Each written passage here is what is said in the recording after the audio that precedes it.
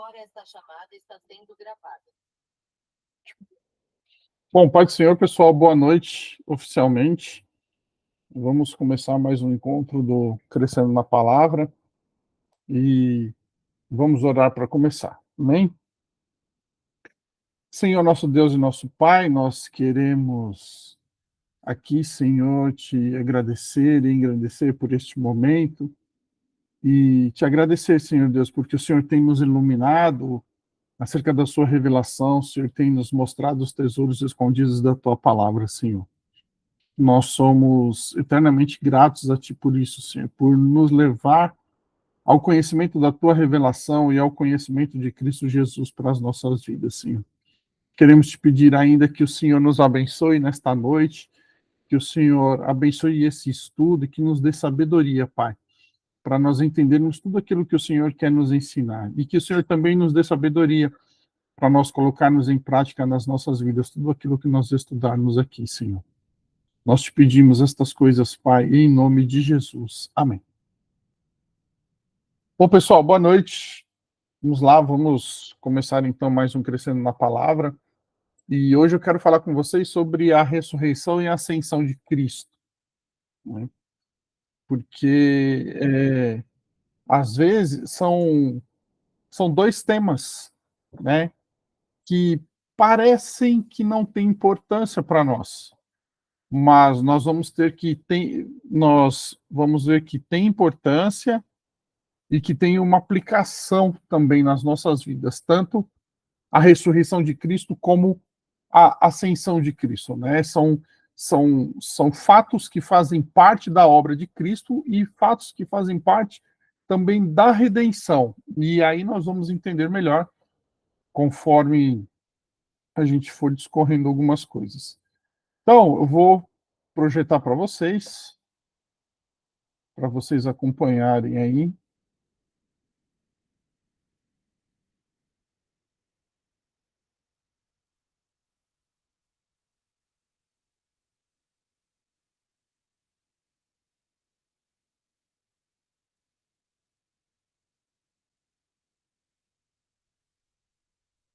Bom, vamos lá então.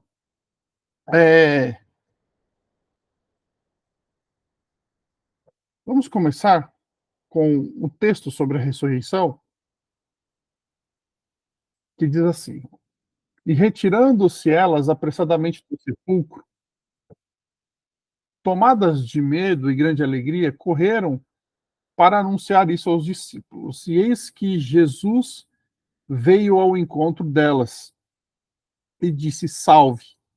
E elas, aproximando-se, abraçaram os pés dele e o adoraram. Então Jesus lhe disse: Não tenham medo.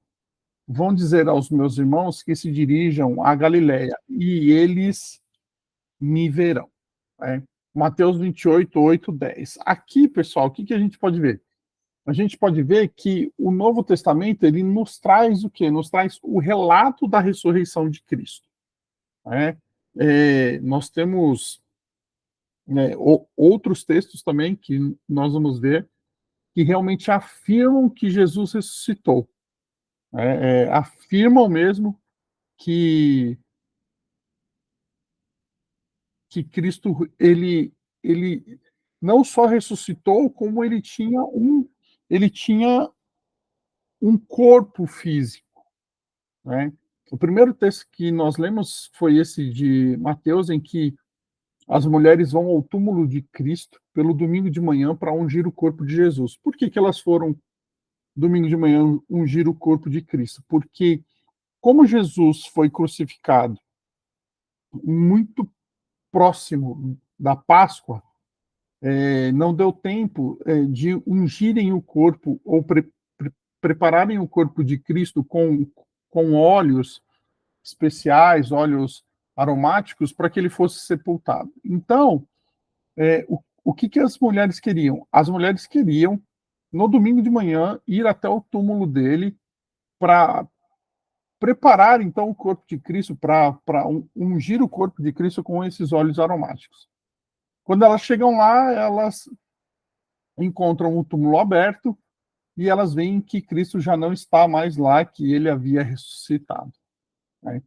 E aí surgem muitas dúvidas acerca da ressurreição de Cristo, né? Como era o corpo de Cristo? Cristo realmente ele ressuscitou em um corpo físico? Não, ele estava em um corpo espiritual, né? Não. E aí os relatos bíblicos eles vão mostrar para nós que tanto Cristo tinha um corpo físico, mas esse corpo físico não era o corpo físico como nós temos hoje, né? Jesus estava ali já num corpo glorificado, num corpo ali que já não tinha, que já não poderia mais ser influenciado pelo pecado, né? Então, o primeiro relato é esse de Mateus 28, 8 e 10, né?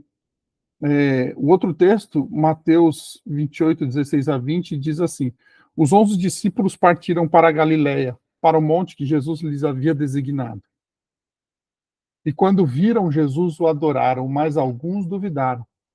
Jesus, aproximando-se, falou-lhes, dizendo: Toda a autoridade me foi dada no céu e na terra. Portanto, vão e façam discípulos de todas as nações, batizando-os em nome do Pai, do Filho e do Espírito Santo, ensinando-os a guardar todas as coisas que tenho ordenado a vocês. E eis que estou com vocês todos os dias até o fim dos tempos. Então, aqui mais um relato, pessoal, de que Jesus ele realmente apareceu ressurreto aos seus discípulos e aos seus apóstolos, né? E aqui a gente precisa entender que enquanto Cristo, da morte e da ressurreição de Cristo até a sua ascensão, Jesus ficou por 40 dias neste mundo com o corpo glorificado, aparecendo aos seus discípulos e aos seus apóstolos, né? Durante esses 40 dias, Jesus ele não sumiu, ele esteve ali com os seus discípulos e com os seus apóstolos. Outro texto diz assim: ele, porém, lhes disse: Não tenham medo, vocês procuram Jesus, o Nazareno, que foi crucificado. Ele ressuscitou, não está aqui. Vejam o lugar onde o tinham colocado. Aqui é o anjo falando com as mulheres que foram ungir o corpo de Cristo no domingo pela manhã, né? Mas vão e digam aos discípulos dele e a Pedro que ele vai adiante de vocês para a Galiléia. Lá vocês o verão, como ele disse. E saindo elas, fugiram do sepulcro, porque estavam tomadas de temor e assombro. E não contaram nada a ninguém, porque estavam com medo. Jesus aparece a Maria Madalena, havendo Jesus ressuscitado de manhã cedo, no primeiro dia da semana, apareceu primeiro a Maria Madalena, da qual tinha expulsado 7 demônios. Lucas 16, 6 a 9. Então, pessoal, mais um texto que vai trazer para nós o quê? Que vai trazer para nós a ressurreição de Cristo. Tá? Cristo realmente ali aparecendo aos seus discípulos e aos seus apóstolos. Diga, Suzana. Oi, a paz. Anderson, me chamou a atenção nessas leituras o fato de Jesus ter falado para eles irem para Galiléia, onde Jesus os encontraria. Tem algum significado, pelo menos conhecido, do porquê ter sido lá em Galiléia? É, então, quando tem, Suzana, porque assim, Galiléia, ela era chamada Galiléia dos gentios também, né? Por quê? Porque você tinha naquela região muitas pessoas que não eram do povo judeu. Isso mostra para nós que Cristo veio não somente para o seu povo, mas veio para todos os povos de todas as nações, né? Tem um simbolismo aí, né? Tanto que nós vamos ver em Atos dos Apóstolos depois que os discípulos e os apóstolos eles se fecham em Jerusalém e aí o Senhor permite que venha sobre eles o quê? Uma perseguição para que eles se espalhem e o evangelho então possa sair dali e ir até os outros povos, né? Claro que nós temos o início das missões aos gentios com Paulo, né, que foi chamado para ser o profeta dos gentios, né, aquele que levaria o evangelho até os gentios. Mas desde já nós vemos o quê? Nós vemos um simbolismo ali do Senhor dizendo que a salvação não é somente para os judeus, o evangelho não é somente para os judeus, e aí a Galileia cumpre esse papel. Tá? Inclusive, pessoal, deixa eu comentar com vocês, né, que amanhã começa o estudo de Atos dos Apóstolos na nossa igreja. Tá? Então, assim, é muito bom a gente poder acompanhar e poder estudar um pouco Atos, porque Atos traz essa missão da igreja, né? Atos é o início da missão da igreja, né? Continuando a obra de Cristo, tá bom? Então, é muito, muito importante. E aí, para falar para vocês que dessa vez eu serei um dos pregadores também, capítulo 13, anota aí na sua agenda, capítulo 13, eu terei a grata satisfação de estar lá na nossa igreja, tá? Pastor Edu, se eu não me engano, acho que é o capítulo 8, tá bom? De Atos, para a gente poder acompanhar. Bom, vamos lá, vamos prosseguindo então. Isso que nós vimos até agora foram os relatos da ressurreição nos evangelhos, né? O que os evangelhos trazem para nós sobre a ressurreição. Aí tem Lucas 16, 12, 16 ainda que diz: depois disso, Jesus manifestou-se em outra forma a dois deles que estavam a caminho do campo. E indo eles o anunciaram aos demais, mas também a estes dois eles não deram crédito. A ordem para evangelização. Finalmente, Jesus apareceu aos 11, quando estavam à mesa, e censurou-lhes a incredulidade e a dureza de coração, porque não deram crédito aos que o tinham visto já ressuscitado. E disse-lhes: vão por todo o mundo e preguem o evangelho a toda criatura. Quem crer e for batizado será salvo. Quem, porém, não crer será condenado. Tá, pessoal? Então, assim, ó, o Novo Testamento, principalmente os 4 evangelhos, eles são repletos de relatos de que Jesus realmente ressuscitou. Tá? Nós temos, eu já comentei com vocês, no início do século passado, nós temos um movimento teológico chamado de liberalismo teológico. O que o liberalismo teológico fez? O liberalismo teológico tentou responder de forma racional à crítica do iluminismo. Né? Quando nós temos a mudança de paradigma, né, do medieval para o iluminismo, nós vemos ali que não é mais o dogma que está no centro, não é mais a revelação. Né? O homem passa a estar no centro, o homem racional. O intelecto do homem tem que explicar todas as coisas. Como resposta a isso, a teologia tentou, de alguma maneira, explicar a Deus e explicar a revelação de Deus de uma forma racional. Só que quando eles fizeram isso, eles tiraram do texto tudo que é divino, ou tudo que é místico. E místico aqui, pessoal, não é sinônimo de magia, tá? Místico é isso que é esse lado espiritual que a gente não consegue realmente explicar, né, de forma racional. Né? Quando eles fazem isso, eles fazem uma busca pelo Jesus histórico. Então, eles vão buscar na história, na arqueologia, fatos concretos que comprovem a existência de Cristo e as coisas que Cristo fez. Né? Quando eles fazem isso também, eles vão tentar explicar algumas coisas do texto bíblico como a ressurreição de Cristo. E aí eles vão dizer que, na verdade, Cristo não ressuscitou verdadeiramente como um homem. Cristo ressuscitou no coração dos discípulos e por isso ele ainda permanece vivo nos nossos corações hoje. Pessoal, isso é uma heresia, tá?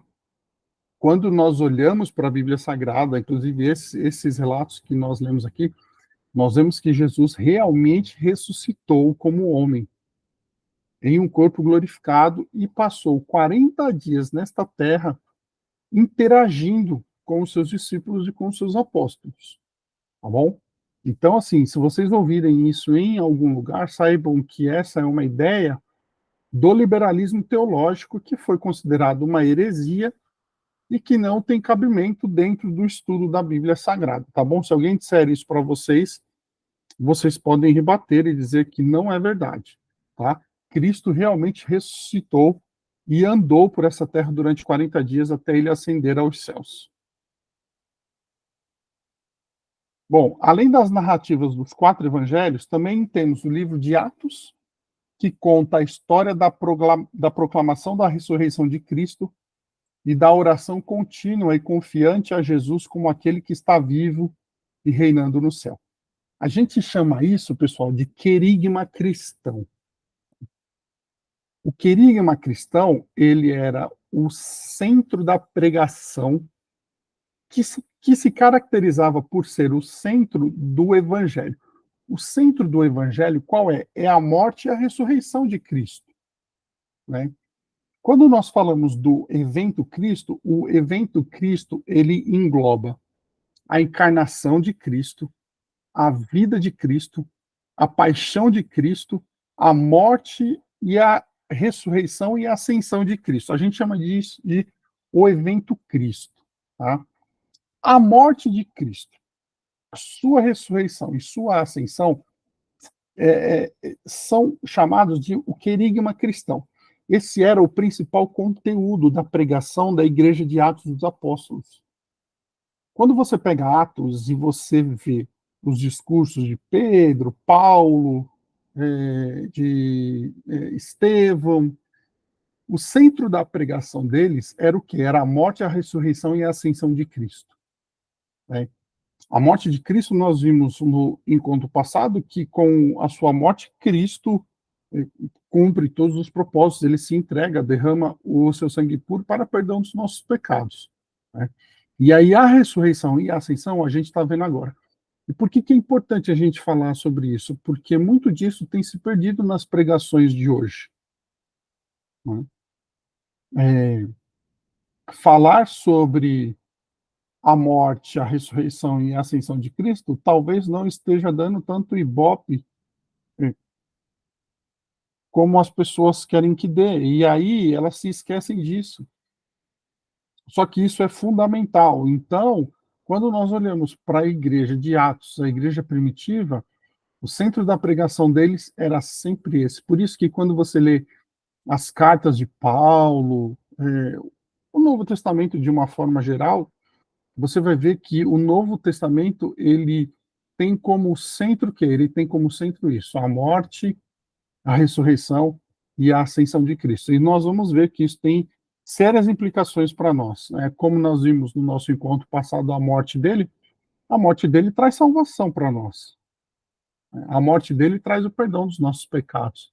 A morte dele nos traz a conciliação com Deus, né? Nós éramos inimigos de Deus e pela morte de Cristo passamos a ser seus amigos. Hoje, não só seus amigos, mas somos seus filhos também, né? Somos uma nação, nós somos a nação de Deus, nós somos o reino de Deus, né? E fomos chamados, então, a sermos o quê? Reis e sacerdotes, segundo Jesus Cristo. A ressurreição e a ascensão dele também tem um impacto muito grande nas nossas vidas. Bom, o querigma cristão ele está mais presente em Atos. Tá? Por quê? Porque em Atos nós temos os relatos mesmo das pregações, principalmente ali de Pedro, Paulo e de Estevão. As epístolas, elas também se baseiam em sua totalidade no pressuposto de que Jesus é o Salvador vivo, que agora é a cabeça exaltada da igreja, digno de confiança e de toda adoração. O livro de Apocalipse várias vezes retrata o Cristo ressuscitado reinando no céu. Então, pessoal, assim, o Novo Testamento inteiro nos traz a ideia de Cristo que Cristo ressuscitado. Então, Se disserem para você, como eu falei, sobre a teologia liberal, que diz que ele não ressuscitou verdadeiramente, vocês podem dizer que não, Cristo realmente ressuscitou verdadeiramente. O ensino do Novo Testamento nos mostra isso. Vamos lá, a natureza da ressurreição de Cristo. A ressurreição de Cristo não foi um simples evento de retorno aos mortos, certo? Vamos pensar sobre isso. Nós temos relato de outras pessoas no Novo Testamento que também ressuscitaram. Né? Lázaro ressuscitou, o filho da viúva de Naim ressuscitou, a filha de Jairo ressuscitou, né? Todos esses ressuscitaram, Cristo ressuscitou eles. Só que a ressurreição de Cristo não foi um simples evento de retorno dos mortos, como foi a ressurreição dessas pessoas. A ressurreição de Cristo, ela tem um impacto direto nas nossas vidas. Jesus foi as primícias, de 1 aos Coríntios 15, 20 e 23. O texto diz assim, mas de fato, Cristo ressuscitou dentre os mortos, sendo ele as primícias dos que dormem. Visto que a morte veio por um homem, também por um homem veio a ressurreição dos mortos. Porque assim como em Adão todos morrem, assim também todos serão vivificados em Cristo. Cada um, porém, na sua ordem. Cristo as primícias, depois os que são de Cristo na sua vinda. Então, pessoal, olha só. Quando eu olho para a ressurreição de Cristo, eu preciso entender que Cristo, ele é o quê? As primícias, ou a primícia. Primícia é o quê? É o primeiro. O primeiro do quê? O primeiro que ressuscitou como em corpo glorificado e que não vai precisar morrer de novo. Porque Lázaro foi ressuscitado, mas precisou morrer de novo. Né? O filho da viúva de Naim foi ressuscitado, mas morreu de novo. A filha de Jairo foi ressuscitada, mas ela também morreu de novo. Cristo ressuscita em um corpo glorificado e não morre de novo. Qual é a implicação disso para nós, pessoal? De que nós também ressuscitaremos com Cristo em um corpo glorificado, assim como ele também, e não morreremos mais. Quando a Bíblia diz que ele é as primícias, ou seja, ele é o primeiro que ressuscitou em um corpo glorificado e não morrerá mais. E assim como ele, nós também ressuscitaremos em um corpo glorificado e não mais morreremos. Então você percebe como que a ressurreição de Cristo não foi um simples evento? Tem uma implicância direta para nós, tem uma implicância eterna para as nossas vidas. E aí cabe a pergunta assim, né? Tá bom, Anderson, eu entendi então por que é importante Cristo ter ressuscitado, mas Cristo ressuscitou como? Né? Cristo ressuscitou num corpo físico. Bom, ele tinha um corpo físico. Esse corpo físico é um corpo glorificado. Dizer que Cristo ressuscitou num corpo glorificado não quer dizer que era um corpo espiritual, não, era um corpo físico. Tá? Vamos lá, Mateus 28, 9. E eis que Jesus veio ao encontro delas e disse, salve. E elas, aproximando-se, abraçaram os pés dele e o adoraram. Então, elas abraçaram os pés dele. Então, assim, Cristo tinha o quê? Tinha pés. Né? Eles estavam num corpo o quê? Num corpo humano. Enquanto conversavam e discutiam, o próprio Jesus se aproximou e ia com eles. Esse ir aqui é ir de andar. Né? Então, assim, Jesus tinha pés e Jesus andou com eles. Eles que em Lucas 24:15 fala sobre os discípulos de Emaús. Tá? Então, assim, Jesus caminhou com eles. E aconteceu que quando estavam à mesa, ele pegou o pão e o abençoou. Depois ele partiu o pão e deu a eles. Lucas 24:30. Ao cair da tarde naquele dia, o primeiro da semana, estando trancadas as portas da casa onde estavam os discípulos, com medo dos judeus, Jesus veio e se pôs no meio deles, dizendo: que a paz esteja com vocês. E dizendo isso, lhes mostrou as mãos e o lado. Então os discípulos se alegraram ao ver o Senhor. João 20, 19 e 20. Então, pessoal, todos esses textos vão mostrar para nós que o quê? Que Cristo tinha um corpo físico, tá? Tem mais textos ainda. Mas ele lhes disse: por que vocês estão assustados? E por que surgem dúvidas no coração de vocês? Vejam as minhas mãos e os meus pés, que sou eu mesmo. Toquem em mim e vejam que é verdade.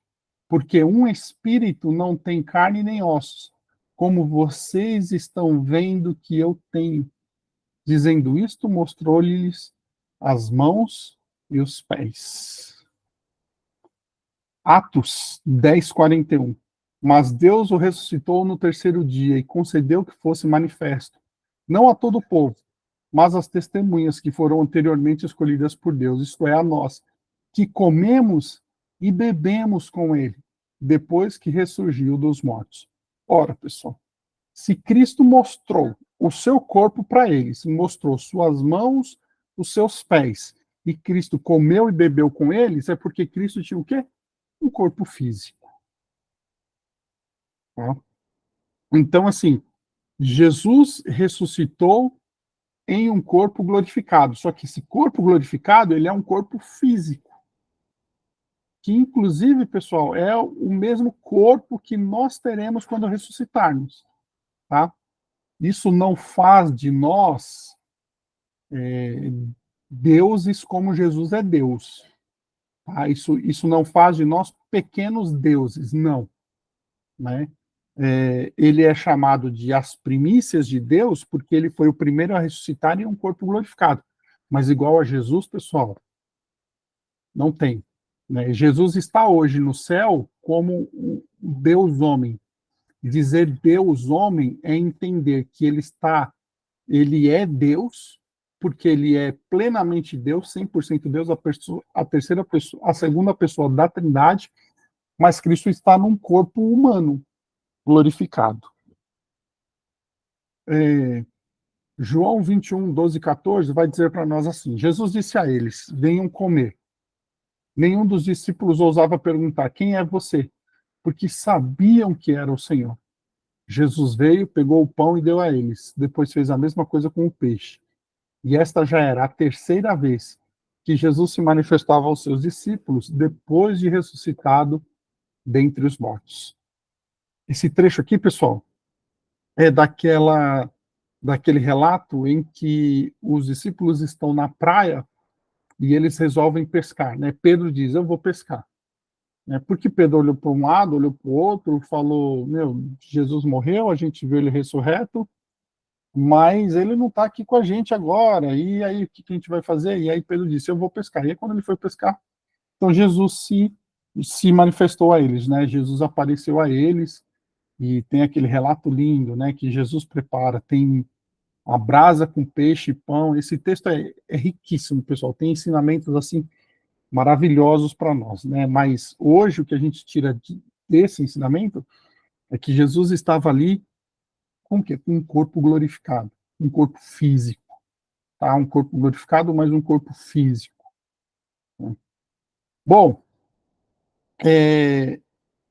quando a gente olha também para a ressurreição de Cristo, a gente precisa entender que o Pai e o Filho participaram da ressurreição. Tá? Então, olha só, textos que afirmam que o Pai ressuscitou a Cristo dos mortos, porém, Deus o ressuscitou, livrando-o da agonia da morte, porque não era possível que fosse retido por ela. Atos 2:24. Tá?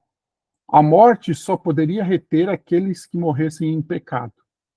Cristo não morreu em pecado. Porque Cristo não morreu em pecado, a morte não pôde reter a Cristo. Como a morte não podia reter a Cristo? Porque Cristo não tinha pecado, Deus fez o quê? Deus o ressuscitou dos mortos. Né? Romanos 6,4. Fomos sepultados com ele na morte pelo batismo, para que, como Cristo foi ressuscitado dentre os mortos pela glória do Pai, assim também nós andemos em novidade de vida. Gálatas 1, Paulo, apóstolo, não da parte de pessoas, nem por meio de homem algum, mas por Jesus Cristo e por Deus Pai, que o ressuscitou dos mortos. Quem ressuscitou quem? Deus Pai. Que ressuscitou quem? Jesus Cristo dos mortos. Efésios 1:20, ele exerceu esse poder em Cristo, ressuscitando-o dentre os mortos e fazendo-o sentar à sua direita nas regiões celestiais. Então, esses textos vêm mostrar para nós que quem? Que o Pai ressuscitou o Cristo. Tá? Aí, depois a gente tem os textos que afirmam que Jesus teve participação na sua própria ressurreição. O primeiro é João 10, 17 e 18. Diz assim: por isso o Pai me ama, porque eu dou a minha vida para recebê-la outra vez. Ninguém tira a minha vida, pelo contrário, eu espontaneamente a dou. Eu tenho autoridade para entregá-la e também para reavê-la. Este mandato eu recebi de meu Pai. Ora, quando Cristo está na cruz, ele diz assim: Pai, nas tuas mãos entrego o meu espírito. Cristo se entregou, ele deu a sua vida. Né? E aí, ele mesmo diz que, como ele teve autoridade para entregar a sua vida, ele também teve autoridade para reavê-la. Tá? Então, o Pai ressuscitou a Cristo, mas Cristo também teve participação direta na sua ressurreição. Então, João 11:25. Então, Jesus declarou: eu sou a ressurreição e a vida. Quem crê em mim, ainda que morra, viverá. Pessoal, claro que esse texto tem uma aplicação direta para nós, né, mas quando Cristo declara assim, ó, eu sou a ressurreição, isso mostra para nós também que ele também teve parte o quê? Na sua ressurreição. Tá? Bom, vamos lá então. A importância da ressurreição para nós hoje. Por que é importante nós olharmos para a ressurreição de Cristo? A ressurreição de Cristo garante a nossa regeneração. Tá? Primeira Epístola de Pedro, capítulo 1, verso 3.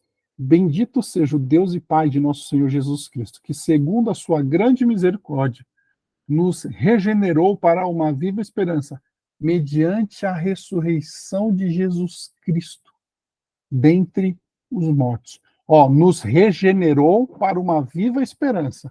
Nós somos regenerados, certo?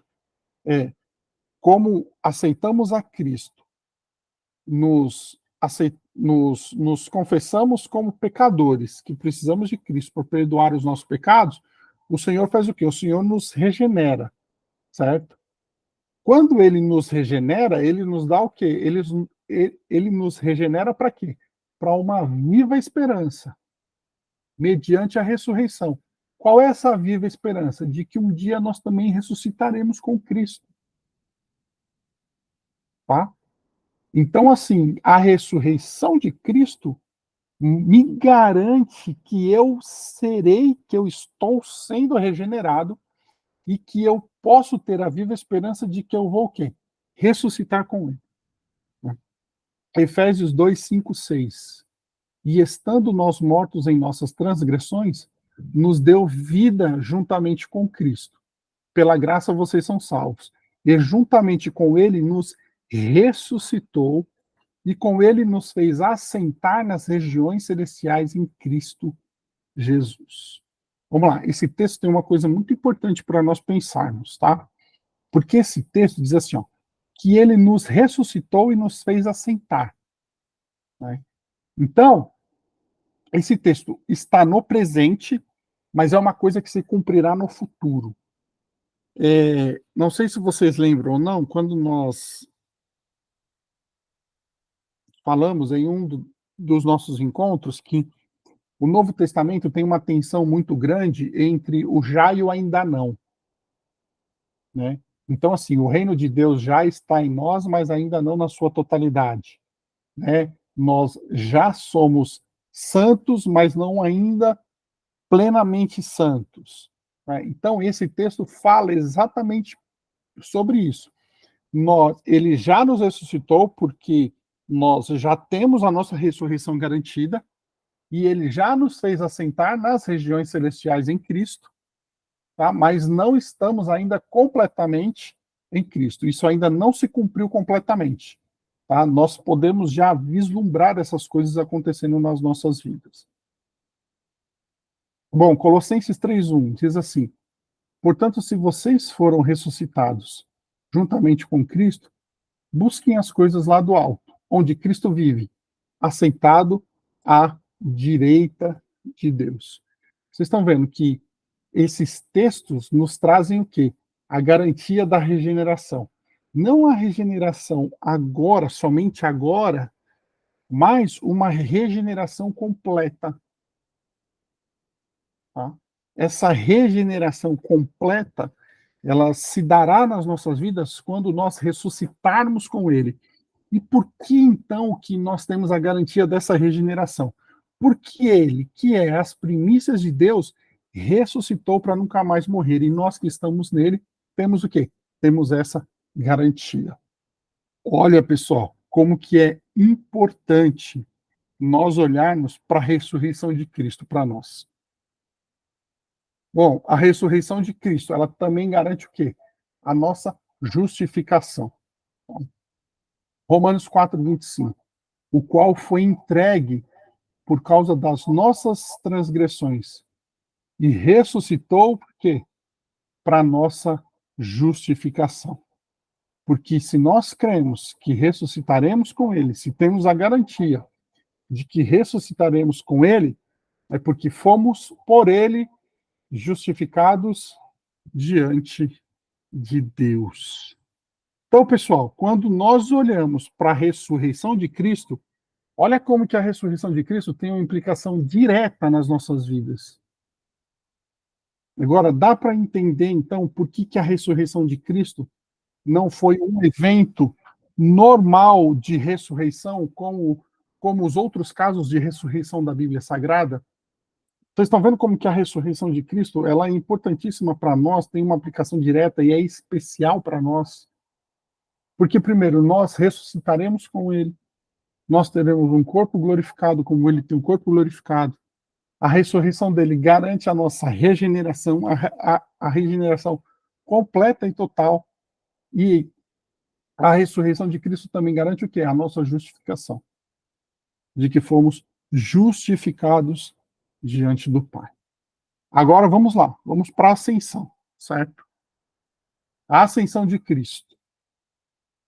Bom, os dois principais relatos da ascensão, pessoal, estão em Lucas. A obra lucana, ela é fundamental para nós entendermos algumas coisas, tá?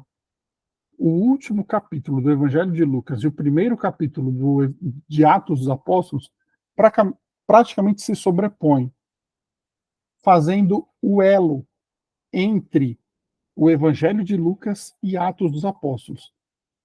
Pessoal, para quem não sabe, o autor do Evangelho de Lucas e o autor de Atos é a mesma pessoa, é Lucas, tá?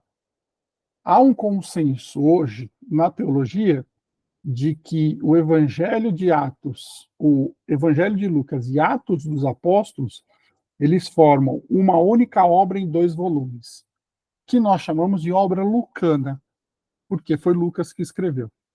Então, quando eu olho para a obra lucana, eu entendo que ela é uma obra em 2 volumes. O primeiro volume é o Evangelho e o segundo volume é Atos dos Apóstolos. Nós tem livros escritos sobre isso, muitos estudos e tal. Isso dá um estudo assim de muito tempo, tá? Eu não vou me atentar a isso, mas só para vocês entenderem o relato da ascensão de Cristo. Tá? O Evangelho fala assim, Lucas 24, 50 a 53. Então Jesus os levou para fora até Betânia, e erguendo as mãos os abençoou. Aconteceu que, enquanto os abençoava, ia se retirando deles, sendo elevado para o céu. Então eles, adorando-o, voltaram para Jerusalém cheios de alegria, e estavam sempre no templo, louvando a Deus. E aí Atos 1, de 9 a 11, vai dizer assim, depois de ter dito isso, Jesus foi elevado às alturas, à vista deles, e uma nuvem o encobriu dos seus olhos. E estando eles com os olhos fixos no céu, enquanto Jesus subia, eis que 2 homens vestidos de branco se puseram ao lado deles e lhes disseram, homens da Galileia, por que vocês estão olhando para as alturas? Esse Jesus, que foi levado do meio de vocês para o céu, virá do modo como vocês o viram subir. Então, vamos lá. A ascensão de Cristo. Cristo recebeu glória e honra como Deus homem, que não lhe tinham sido concedidas anteriormente. Tá? Quando Jesus estava no céu com Deus, Jesus partilhava de uma glória eterna com o Senhor. Tanto que em João 17, quando Jesus faz a oração sacerdotal, ele diz assim: agora, Pai, glorifica-me contigo com a glória que eu tinha contigo antes da fundação do mundo. Então, Jesus já possuía uma glória perfeita com Deus, certo? Só que depois de ressurreto e depois de ascender aos céus, porque veio cumprir o plano de salvação de Deus, ou seja, veio cumprir a redenção, Cristo recebeu uma glória que ele não tinha antes. Isso não mostra para nós que a glória que ele tem hoje é maior do que ele tinha antes. Não, não é, tá, pessoal? Não é uma glória maior, é uma glória, assim, diferente, tá? O primeiro texto, Atos 2:33, que vai dizer assim, ó: exaltado, pois, à direita de Deus, tendo recebido do Pai a promessa do Espírito Santo, derramou isto que vocês estão vendo e ouvindo. Quando Cristo ascendeu aos céus, ressurreto em um corpo glorificado, ele se assentou onde? À direita de Deus. Foi essa honra, essa glória que ele recebeu como Deus homem. Filipenses 2:9. Por isso também Deus o exaltou sobremaneira. Ele deu o nome que está acima de todo nome.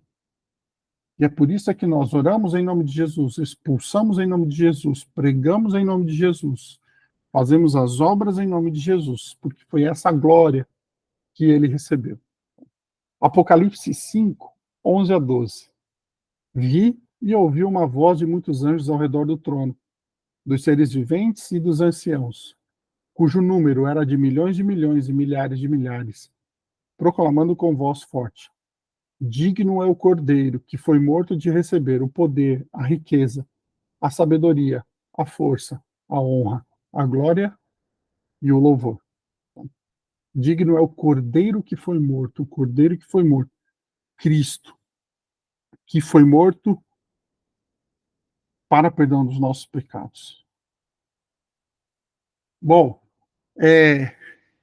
essa glória que Cristo recebeu de assentar-se à direita de Deus, a teologia chama de sessão de Cristo.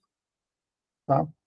Isso já estava profetizado lá em Salmo 110:1, que diz assim: disse o Senhor ao meu Senhor, sente-se à minha direita, até que eu ponha os seus inimigos por estrado dos seus pés. Tá? Pessoal, por que, né, que Cristo está hoje assentado à direita do Pai? Porque, assim, a obra de regeneração da criação ainda não está completa. A obra da redenção, do plano de salvação, Cristo cumpriu por completo e só ele poderia. Mas a criação precisa ser regenerada. A Bíblia diz que quando a criação, na sua totalidade, for regenerada, então Cristo vai pegar todas as coisas e vai entregar na mão do Pai. Tá? Então, Cristo está hoje sentado à direita de Deus, nós vamos ver por quê? Porque Cristo reina. E isso também tem uma implicação direta para nós, que a gente vai ver já daqui a pouco. Tá? Hebreus 1:3. O Filho, que é o resplendor da glória de Deus e a expressão exata do seu ser, sustentando todas as coisas pela sua palavra poderosa, depois de ter feito a purificação dos pecados, assentou-se à direita da majestade, nas alturas. Efésios 1:20 a 21. Ele exerceu esse poder em Cristo. Ele quem? Deus, né? Deus Pai. Deus Pai exerceu esse poder em Cristo, ressuscitando-o dentre os mortos e fazendo-o sentar à sua direita, nas regiões celestiais, acima de todo principado, potestade, poder, domínio e de todo nome que se possa mencionar, não só no presente século, mas também no vindouro. Então, quando a gente olha para a sessão de Cristo, ou seja, para Cristo estar assentado à direita do Pai, a gente vê ali um reinado sobre Cristo, né? Uma autoridade, uma soberania que vem ali sobre ele. Tem mais textos ainda, olha só. Primeira Epístola de Pedro, 3:22, que depois de ir para o céu, está à direita de Deus, né? Quem ir para o céu? Cristo. Depois de Cristo ir para o céu, está à direita de Deus, ficando-lhe subordinados anjos, potestades, poderes. Então, reinado, soberania, autoridade. Atos 2:23, exaltado, pois, à direita de Deus, tendo recebido do Pai a promessa do Espírito Santo, derramou isso que vocês estão vendo e ouvindo. Atos 7:56, então disse: Eis que vejo os céus abertos, e o Filho do Homem em pé à direita de Deus. Ao anjo da igreja em Éfeso escreva: Estas coisas diz aquele que conserva na mão direita as 7 estrelas, e que anda no meio dos 7 candelabros de ouro. Apocalipse 2:1. Ele está assentado à direita do Pai, e ele rege, e ele governa, mas ele também anda no meio dos 7 candelabros de ouro. Isso mostra para a gente o quê? Isso mostra para a gente a autoridade e a soberania de Cristo. Tá? Então, assim, essa autoridade, essa soberania, essa honra de se assentar à direita do Pai, Cristo, ele recebeu depois de ter ressuscitado em corpo glorificado e ter ascendido aos céus. Né? A importância da ascensão de Cristo. Por que é importante nós pensarmos na ascensão de Cristo? Porque nós ascenderemos com ele aos céus. Porque o Senhor mesmo, dada a sua palavra de ordem, ouvida a voz do arcanjo, ressoada a trombeta de Deus, descerá dos céus. E os mortos em Cristo ressuscitarão primeiro, depois nós, os vivos, os que ficarem, seremos arrebatados juntamente com eles, entre nuvens, para o encontro com o Senhor nos ares, e assim estaremos para sempre com o Senhor. João 14:3. E quando eu for e preparar um lugar, voltarei e os receberei para mim mesmo, para que onde eu estou, vocês estejam também. Pessoal, então a gente vê o quê? A gente vê que assim, ó, por que é importante nós olharmos para a ascensão de Cristo? Porque como ele ascendeu, nós também ascenderemos com ele. Né? Como ele subiu aos céus, nós também subiremos aos céus. Né? Só que Cristo, vamos lá, ó, habitaremos com ele no céu. João 14:2-3. Na casa de meu pai há muitas moradas. Se não fosse assim, eu já lhes teria dito: Vou preparar um lugar para vós. E quando eu for e preparar um lugar, voltarei e os receberei para mim mesmo, para que onde eu estou, vocês estejam também. Então, olha só, vamos lá, vamos voltar do início para a gente retomar o raciocínio. Ele ressuscitou. Nós também ressuscitaremos. Ele recebeu um corpo glorificado. Nós também receberemos um corpo glorificado. Ele ascendeu aos céus. Nós também ascenderemos aos céus. Ele recebeu o quê? Autoridade. Nós receberemos também autoridade para reinar com ele. Efésios 2:4-6. Mas Deus, sendo rico em misericórdia, por causa do grande amor com que nos amou, estando nós mortos em nossas transgressões, nos deu vida juntamente com Cristo. Pela graça vocês são salvos. E juntamente com ele nos ressuscitou.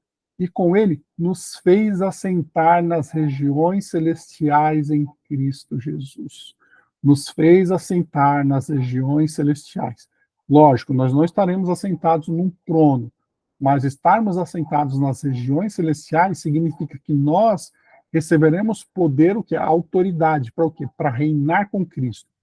Quando nós estudamos a queda, nós não vimos que Adão e Eva eram vice-regentes, vice-governadores. Então, nós agora, em Cristo Jesus, ressuscitados como ele, um corpo glorificado como eles, subindo ao céu como ele, nós receberemos autoridade porque para ser os seus vice-regentes, os seus governadores, para reinarmos o quê? Reinarmos sobre a criação. Segundo aos Coríntios 10, 3 a 5. Porque, embora andemos na carne, não lutamos segundo a carne. Porque as armas da nossa luta não são carnais, mas poderosas em Deus para destruir fortalezas. Nós, aqui tem o já e o ainda não, tá vendo? Nós já recebemos o quê? Autoridade. Para o quê? Para reinar sobre as coisas. Destruímos raciocínios falaciosos e toda a arrogância que se levanta contra o conhecimento de Deus. E levamos cativo todo pensamento à obediência de Cristo. 1 Coríntios 6,3. Por acaso vocês não sabem que havemos de julgar os próprios anjos? Quanto mais as coisas desta vida. Vocês sabiam que os anjos serão julgados por nós? Porque nós ascenderemos com Cristo e ele nos dará autoridade para julgar os próprios anjos. Olha só o que nós receberemos. Apocalipse 2, 26 a 29. Ao vencedor, que guardar até o fim as minhas obras, e eu lhe darei autoridade sobre as nações, e com cetro de ferro as governará, e as reduzirá a pedaços como se fossem objetos de barro, assim como eu também recebi a autoridade do meu Pai. E eu lhe darei ainda a estrela da manhã.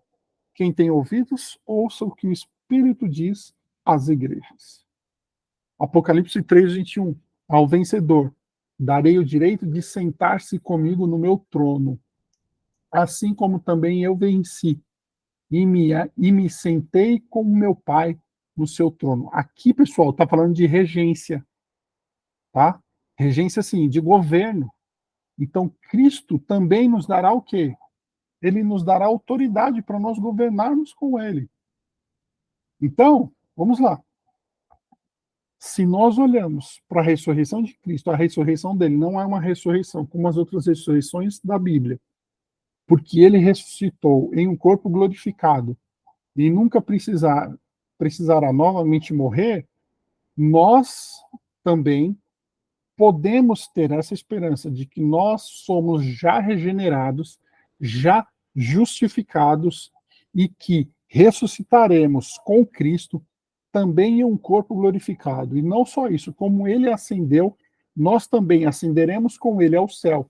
E como ele recebeu do Pai todo o poder, ele nos dará autoridade para sermos o quê? Os seus vice-regentes, os seus vice-governadores e reinarmos sobre a criação. Vocês estão vendo como a ressurreição e a ascensão de Cristo têm implicações diretas para nós? Vocês estão vendo como que é importante nós olharmos para a ressurreição e para a ascensão de Cristo?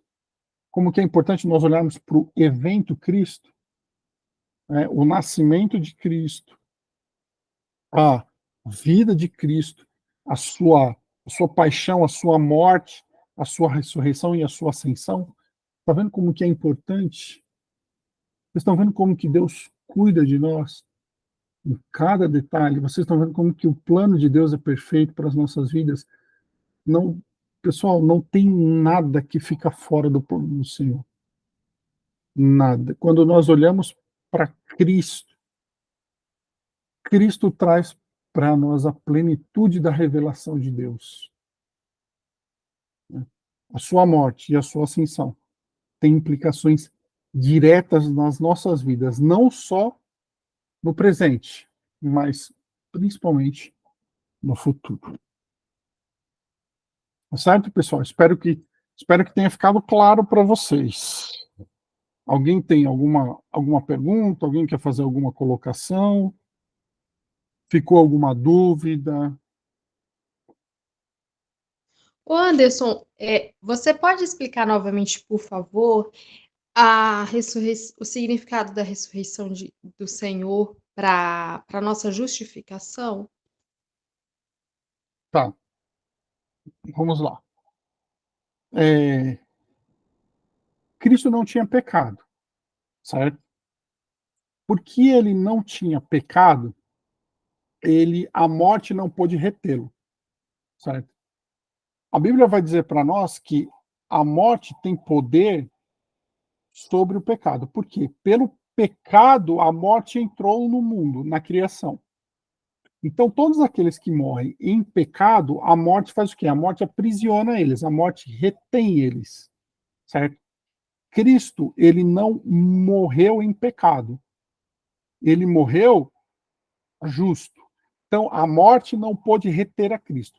Quando a morte não pode reter a Cristo, Deus o ressuscita dos mortos e ele também tem uma participação na sua ressurreição, porque ele é a ressurreição, porque ele não tinha pecados, certo?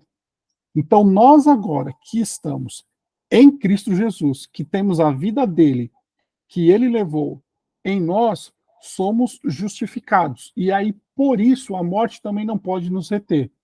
E nós temos o que, então? A certeza de que, justificados em Cristo, ressuscitaremos com ele.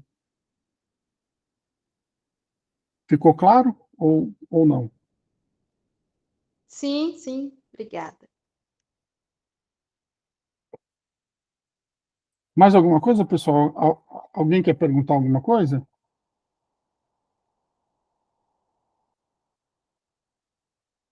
Não? Nada? Nenhuma pergunta? Nenhuma colocação? Não?